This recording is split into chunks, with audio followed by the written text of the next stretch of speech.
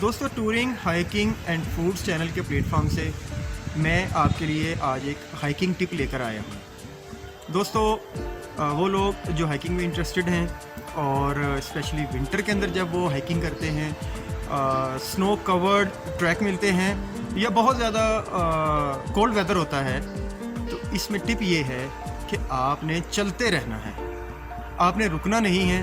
भले आप चींटी की चाल से चलें, आप अपना सफ़र जारी रखेंगे। किसी वजह से आपको मजबूरन रुकना पड़ा, आप रुक गए हैं और अब जो है एनर्जी जो है वो आपके अंदर इतनी नहीं है कि आप दोबारा चलें।